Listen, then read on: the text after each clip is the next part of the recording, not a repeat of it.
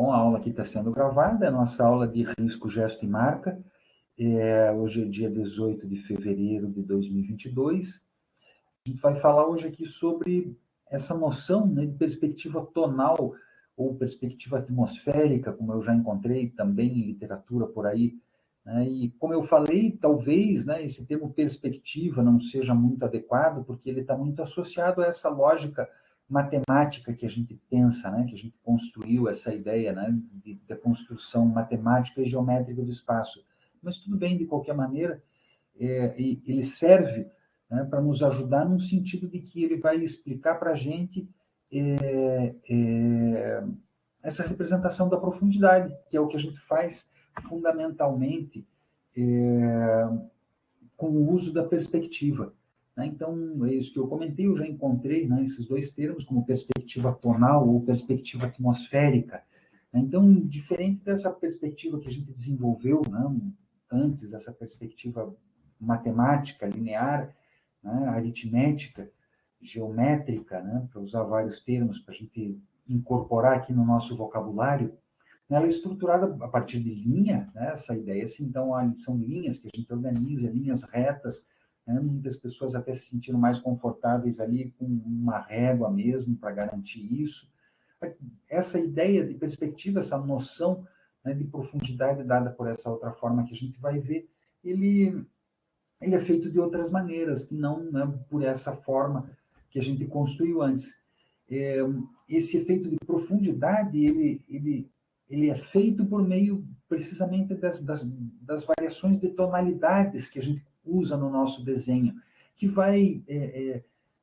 é derivado, precisamente, da densidade atmosférica, né? Ou seja, do quão densa a atmosfera está naquele dia.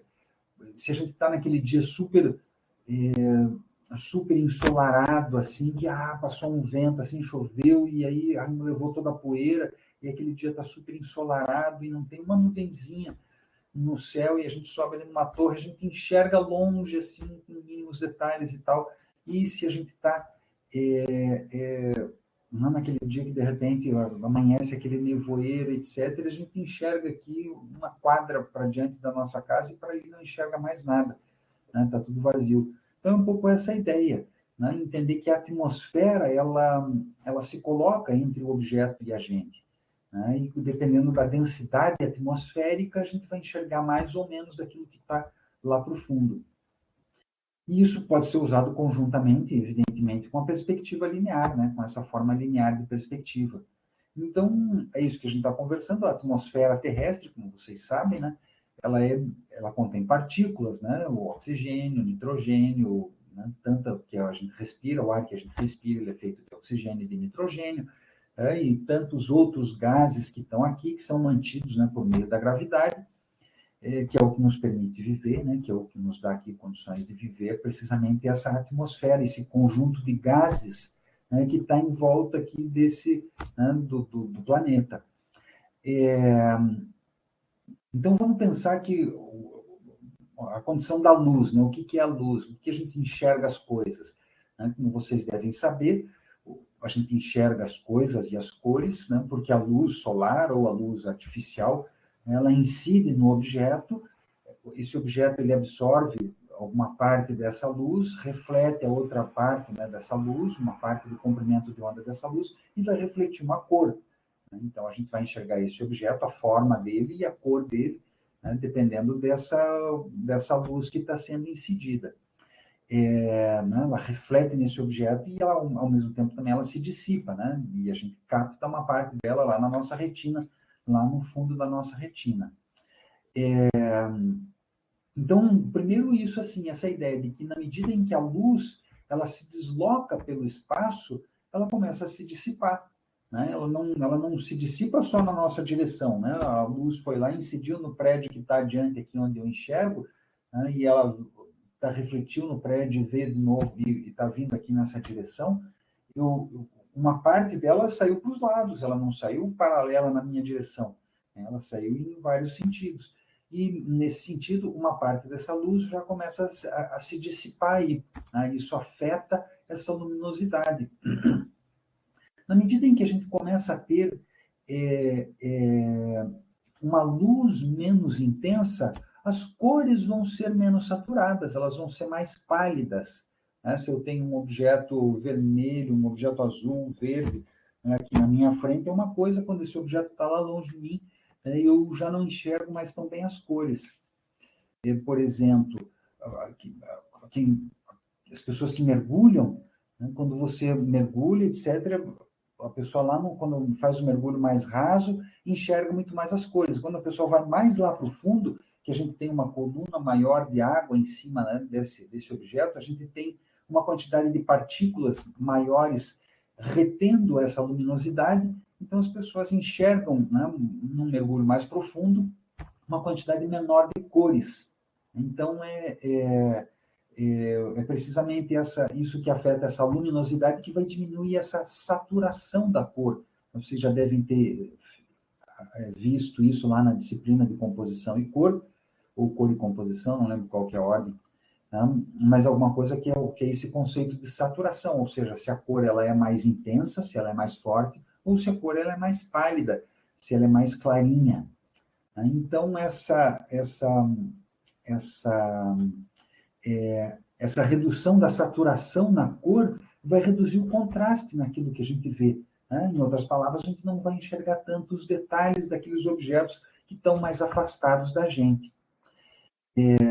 Então, é fundamentalmente isso, que a aparência dos objetos é diferente dependendo da distância que eles estão com relação a gente.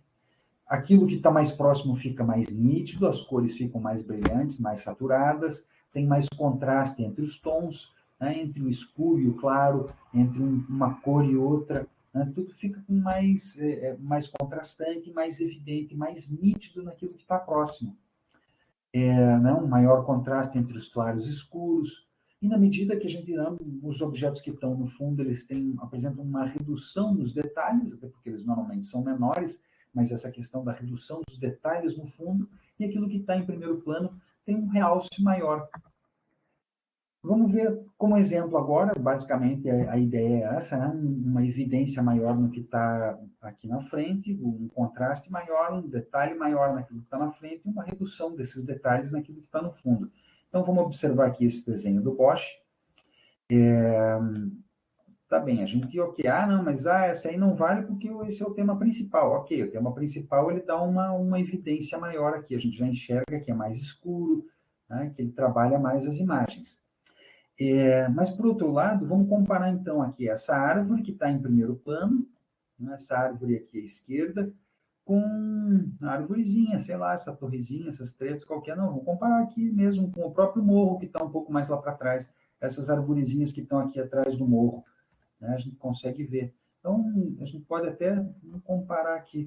Vejam como a gente tem uma intensidade maior no escuro aqui, nesse galho da árvore que está nesse plano aqui na frente, e uma intensidade muito mais clarinha, uma perda nos detalhes. Né? Vejam que mesmo aqui ele representa as folhas e tal, ele poderia ter feito mais detalhe, mesmo que mais clarinho, se ele quisesse. Ele fez os detalhes desse tamanho aqui na folhinha, mas não, aqui ele só sugeriu um pouco, né, aquela forma colocada ali. Ele diminui um pouco, diminui muito a qualidade, porque como é que se diz? Eu reduzo, né, muito as imagens para poder caber aqui, né, para ficar um PDF leve.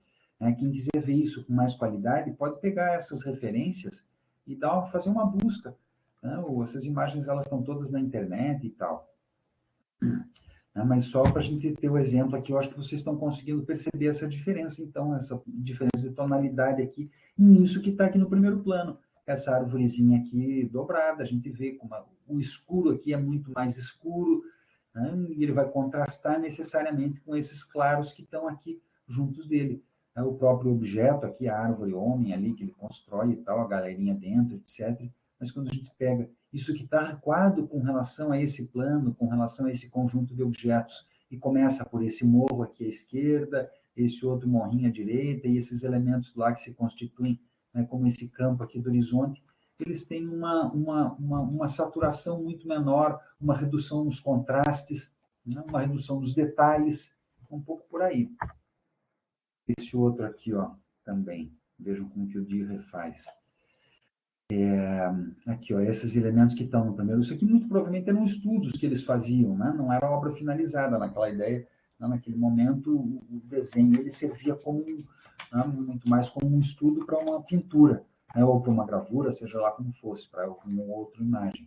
Né? Mas vamos pegar aqui essa imagem dele, vamos verificar como ele acrescenta uma quantidade de detalhes muito maior, que não só porque é o tema principal, né? Mas como ele acrescenta um conjunto de detalhes muito grande.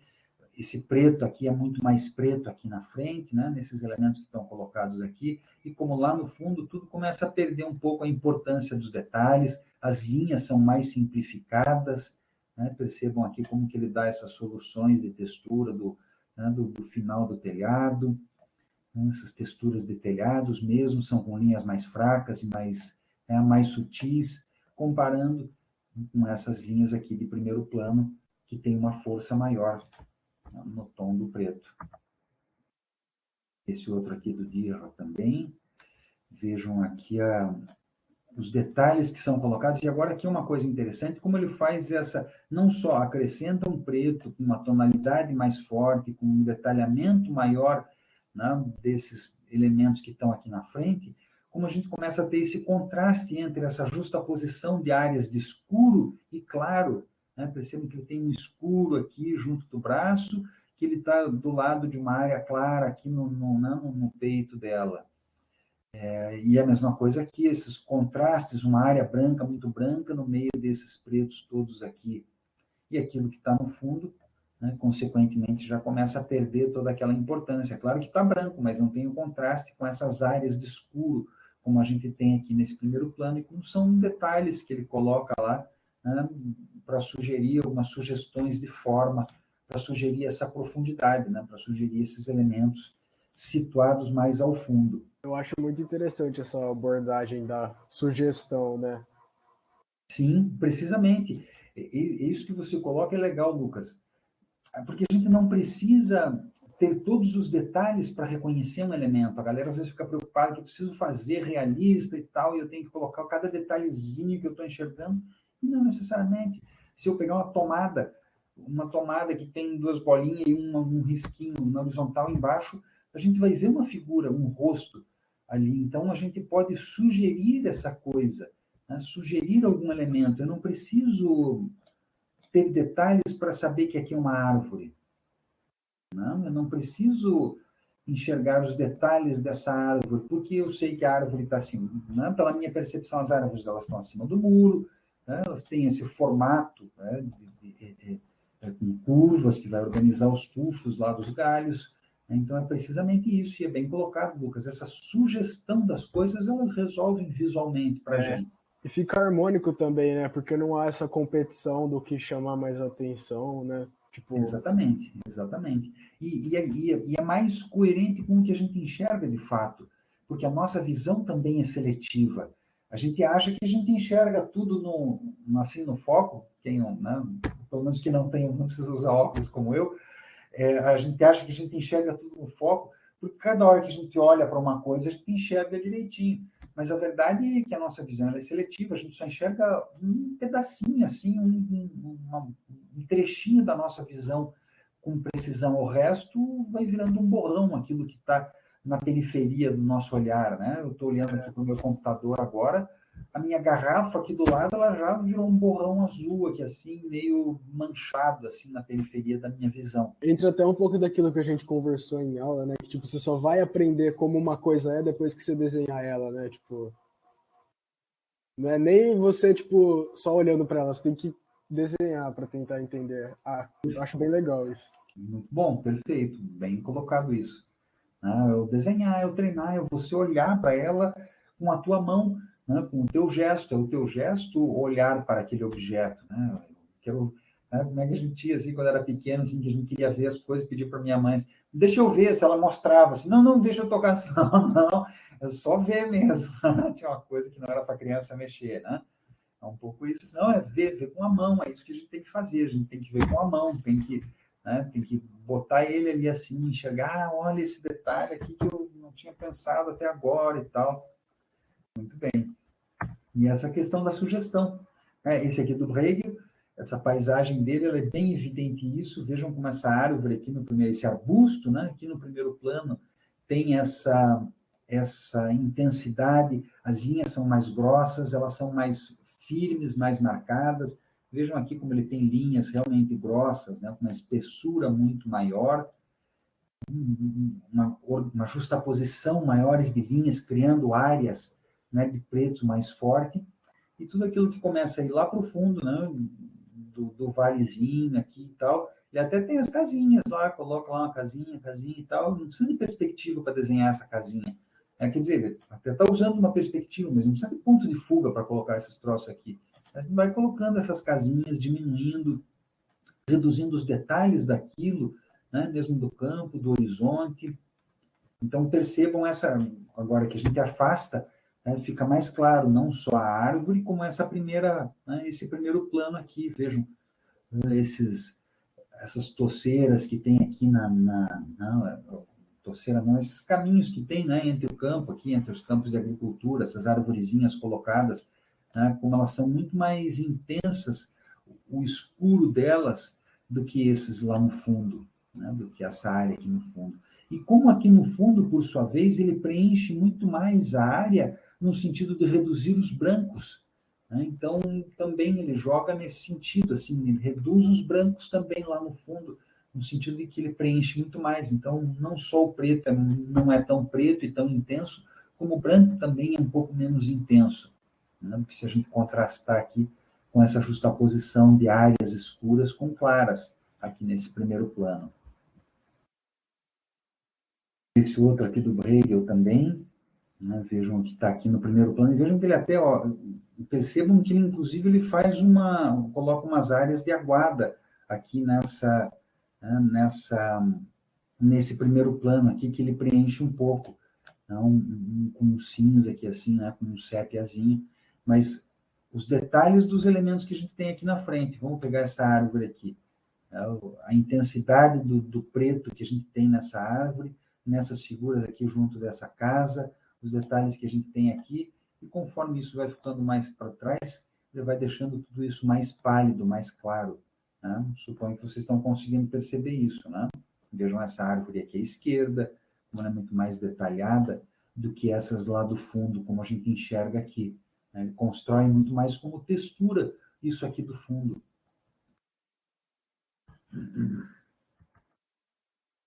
Mais uma aqui do Hegel. Olhem aqui, ó, o detalhe do jumento, dessa pessoa aqui, né? Vejam como tem um branco aqui na anca do jumento, que está colocado ao lado, né, das áreas de sombra, de escuro dele.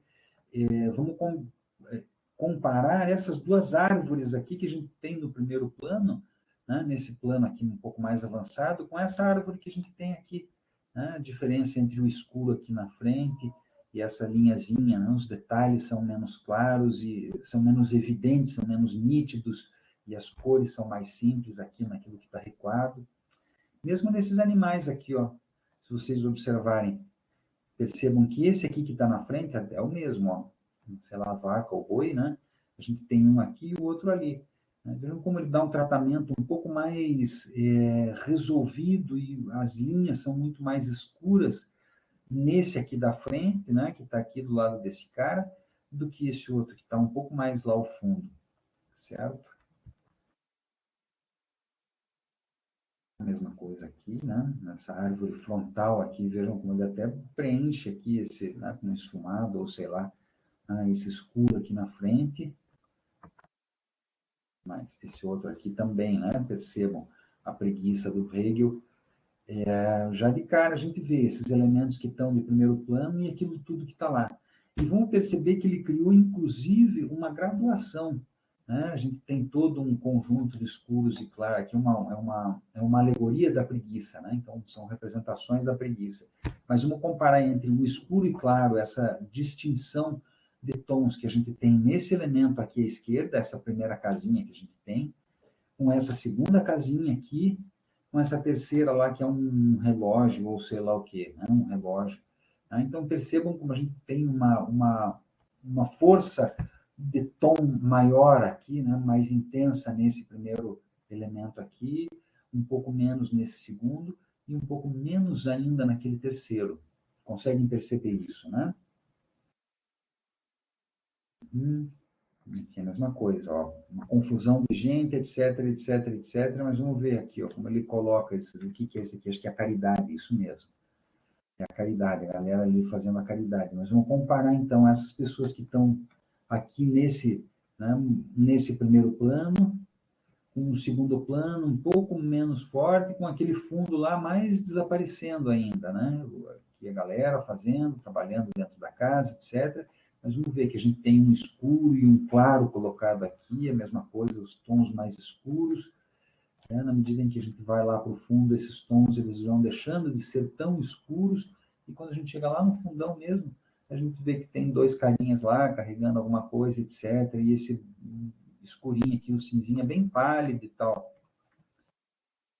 Olhando de longe, mais uma vez, a gente percebe essa colocação de plano aqui, né? E essa distinção no contraste entre claro e escuro que a gente tem nesses planos mais avançados e aquilo que a gente tem nos planos mais recuados. Esse aqui é um pouco essa, né, quando eu comento que a gente pode usar os dois recursos, né, da perspectiva linear e a perspectiva tonal. Também aqui um outro desenho, acho que esse aqui é uma gravura, na verdade, né, do Bruegel, que é a primavera, né, eles têm muito isso, a galera lá, né, quando começa a aumentar os dias e começa a fazer sol, né, então a galera sai mesmo para a rua na primavera, no verão e tal, mas a gente vê aqui então a galera lá na cidade, e é muito peculiar que a gente consegue enxergar aqui o jardinzinho, né, ele faz uso dessa perspectiva linear, ela tem uma convergência ali para o lado, a gente verifica que ela vai convergir para um ponto ali à direita e acima, mas, mais uma vez, vamos ver esses elementos que estão aqui no primeiro plano, como as sombras são mais fortes, os pretos das linhas são mais marcados, e conforme a gente vai se afastando, e vai chegando mais lá para o fundo, até mesmo o jardim vai reduzindo, né, não só as figuras, mas o jardim vai reduzindo essa intensidade, né, do preto, e aqueles elementos lá do fundo perdem os seus detalhes, né, e perdem essa intensidade, né? Aqui mais uma vez. Está ficando claro isso tudo, né, pessoal? Acho que fica bem a gente ver isso. Eu estou fazendo um panorama aqui da história da arte, trazendo aqui até, começando a se aproximar aqui dos nossos dias, mas eu acho que é por aí. Né? Vamos comparar essas figuras aqui do primeiro plano, com essas figuras lá desse plano recuado, e umas lá do plano mais recuado ainda lá atrás, que a gente já quase não enxerga, mas a gente vê que tem umas pessoas lá, tem um cara montado num cavalo, né, os outros do lado, etc. A gente consegue identificar pela sugestão. Né? Então, a gente tem essa colocação distinta aqui na parte central, né, esse um conjunto de linhas que sugere, mas a gente sabe, a gente vê que tem uma pessoa aqui, a gente precisa de muito, né, para identificar aqui uma cabeça, um braço, o outro, parece que está segurando uma arma, está montado num cavalo. Né? De qualquer maneira, a gente não vê todos os detalhes, mas a gente enxerga isso ali. Né? E aqui é isso, mesmo quando a gente começa a desmanchar muito esse desenho, vejam aqui essa paisagem do Rembrandt. Eu quero que vocês comparem isso que está aqui ó, à esquerda, esse conjunto de edifícios aqui à esquerda, e essas árvores aqui à direita, como ele vai fazer esses lá no fundo um pouco mais clarinha, essa cor aqui, né? A gente não sabe se é bem árvore, se é bem edifício, né? Não importa bem, algum elemento que está lá no fundo, mas o que a gente vê é que ele não dá a mesma intensidade tonal. Vamos comparar aqui essa parte aqui à esquerda com essa parte aqui à direita, com essa no centro, lá no fundo. Né? Não tem essa mesma intensidade tonal, né, entre esses elementos. A mesma coisa esse outro aqui do Rembrandt, eu acho que até já mostrei esse aqui para vocês, né, quando eu falava de composição. Mas agora vamos falar um pouco dessa, não só da composição, né, da disposição dos elementos aqui, mas dessa questão das linhas. Percebam como as linhas aqui, elas são mais espessas, elas são pretos mais marcados. A gente tem um contraste grande entre preto e branco, percebam toda essa área branca aqui da pedra, né, uma parte do corpo que está iluminada, como ela contrasta com essa sombra na qual a figura está colocada, com a sombra da própria figura, com as linhas da própria figura. Né? Mesma coisa coisa aqui, vamos pegar esses elementos que estão no primeiro plano, vejam a espessura das linhas, a intensidade, né, do que ele está colocando nesse plano frontal, e como ele dá o tratamento dessas figuras, desses elementos que estão lá, num plano um pouco mais recuado. Esse outro aqui do Rembrandt, a mesma coisa.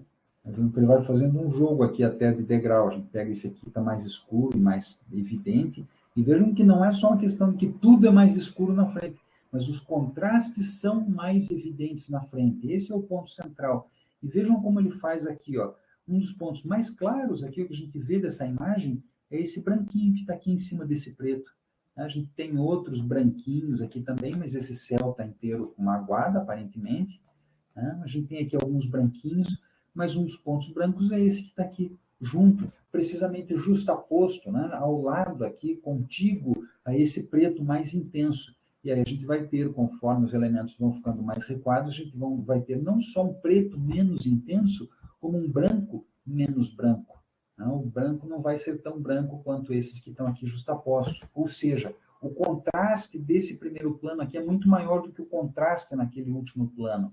Precisamente porque a gente começa a ter vamos dizer assim, uma espécie de nevoeiro, são essa densidade atmosférica que começa a articular isso. Esse outro desenho aqui, vejam como a gente tem uma intensidade cromática muito maior aqui nessas pessoas que estão aqui, do que se a gente pegar lá o telhadinho lá da igreja, que está lá coberto, etc. E aqui, então, essa intensidade aqui de tonalidade nessas figuras aqui que estão no primeiro plano, com relação a esse claro que está aqui em volta deles. Aqui também, né? Já chegando mais próximo, vamos ver como ele tem uma quantidade de detalhes e de justaposições entre escuros e claros nesses dois moinhos aqui da frente, do que naqueles outros dois moinhos do rio lá no fundo. Né? Aqui, vamos pegar a diferença dos dois moinhos de vento, no caso aqui. O detalhe aqui é colocado numa posição e o outro moinho de vento colocado lá atrás, sugerido levemente. Né? Então, a colocação dos dois elementos lá. A gente já vai ver mais moinhos. Essa aqui eu acho que eu já mostrei para vocês também. Mas vamos pegar aqui, agora observando aquilo que a gente falou hoje. Então, vamos perceber os detalhes desses elementos que estão aqui na frente. Né? Até vamos pegar esses primeiros aqui, vamos comparar, né, com esses segundos aqui, comparar esse aqui lá com aqueles barquinhos que estão lá no fundo, com aqueles edifícios que estão lá no fundo, né, com sugestões lá da forma, das janelinhas. Aqui isso aqui começa a ganhar uma intensidade formal maior, uma intensidade cromática maior nisso tudo que está aqui nesse primeiro plano. Uma definição maior das formas. Nós vamos pensar essa ideia aqui de conforme isso vai ficando mais fino, ainda mais na margem do... Acho que esse aqui é é Westminster, lá em Londres. Aqui, ó, esse tamanho que eu acho que a gente já viu, mas vamos olhar de novo, agora vendo como ele juntou a perspectiva linear, essa perspectiva geométrica que a gente tinha visto aqui, com essa perspectiva tonal. E vamos observar que essa galera aqui, esses caras que estão nas suas gôndolas aqui na frente da igreja, como eles estão, eles recebem um tratamento de tom muito mais intenso do que essas figuras que estão lá atrás, mesmo não sendo esse o elemento principal que ele está representando. Né? Certamente ele está representando esse espaço aqui com a igreja, mas esses caras que estão aqui nas suas gôndolas, que compõem a paisagem, que compõem os elementos como um todo, então eles recebem essa intensidade de tom um pouco maior, no sentido de demonstrar, de deixar claro que isso aqui está na frente, e esse resto tudo aqui está recuado, está mais atrás. A mesma coisa aqui, né? Não precisamos ir muito longe, a gente vê as intensidades das linhas, as espessuras das linhas aqui nesse primeiro plano, e como isso tudo ganha menos detalhes naquilo que está recuado, os edifícios. A mesma coisa aqui, do Friedrich, né, esse romântico, percebem que ele até quase que deixa inacabado lá em cima, né, enquanto a gente tem detalhes muito bem organizados aqui nesses elementos aqui de primeiro plano. A mesma coisa aqui do Millet, Vejam como ele tem esse contraste entre o escuro da figura aqui, como essa figura se destaca entre esses, né, claro lá do céu, lá do fundo, e as figurinhas que estão aqui, as ovelhinhas, elas são mais, né, vão ficando mais pálidas conforme se afastam. Esse aqui é um exemplo bem claro, já estamos aqui já quase no século XX. Vamos comparar primeiro esse conjunto de árvores aqui com aquilo que está lá do outro lado do rio.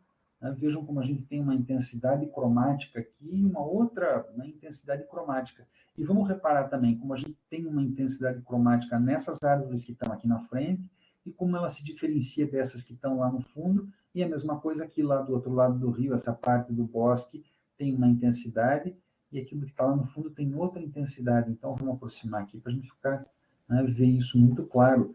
Né? Percebam uma saturação maior das cores aqui nesse primeiro plano, e como essa saturação vai se perdendo, vai se apagando, as cores vão ficando mais opacas, né? mais baixas, na medida em que elas vão ficando mais afastadas. E a mesma coisa aqui as árvores, que estão nesse plano, né? Nessa alameda aqui de frente, aqui desse lado do rio. Então, vamos reparar aqui todos os detalhamentos, como é feito o detalhamento das folhas, a intensidade desses tons, na medida em que a gente se aproxima lá do fundo, como ele vai simplesmente tornando isso, né, quase como um borrão, né, e vai baixando esses tons também.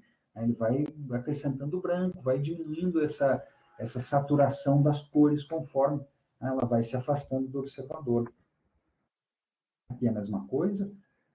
Aqui fica até bem claro isso aqui, ó. Vamos comparar essa primeira leva de árvores que a gente tem aqui com aquelas árvores que a gente enxerga lá no fundo, como ele coloca, né, parece de fato uma neblina que se interpõe mesmo, né, nesse espaço aqui. Também o espaço urbano, a mesma coisa. Vamos ver como né, a gente tem uma intensidade cromática nessa primeira cena aqui, iluminada, toda essa galera aqui, etc.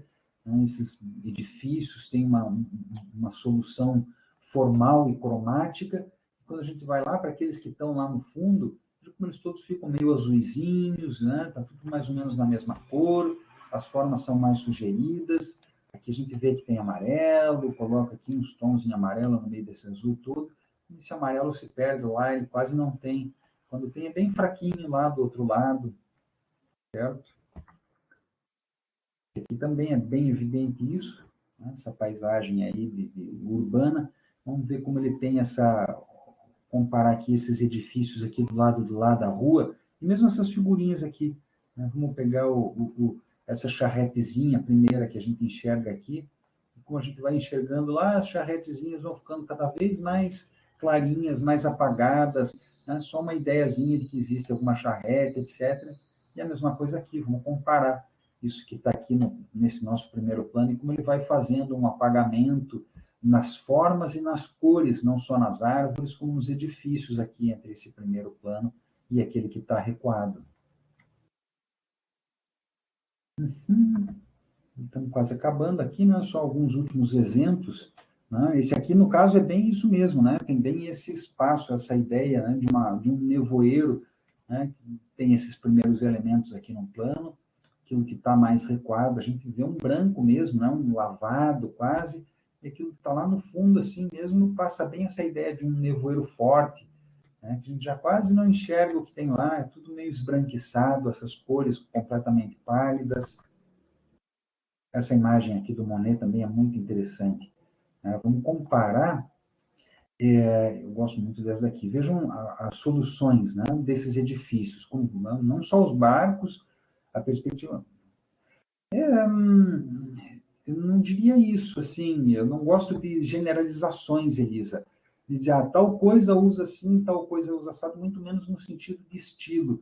Eu prefiro me voltar mais para as obras especificamente, o que cada imagem diz por ela mesma, do que querer tomar um estilo como um todo e atribuir uma ideia para esse estilo como um todo.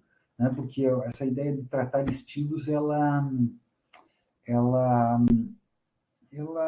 acaba generalizando demais as coisas e a gente se perde um pouco com essa ideia de nomenclatura.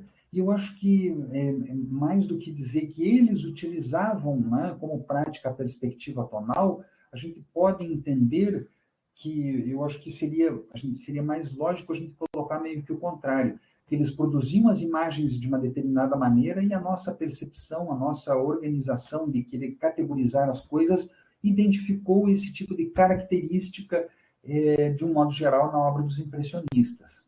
Né? Eu acho que fica melhor a gente colocar nesses termos assim do que ele dizer que não isso é uma prática desse estilo. Tá? Eu acho que eles faziam a coisa de uma forma e nós identificamos e nós criamos, né, essa identificação. Tá? Eu acho que faz mais sentido, né, atribuir, colocar isso aqui na parte do observador, né, desse contato, né, que nós temos com as imagens. Mas vamos voltar aqui, então.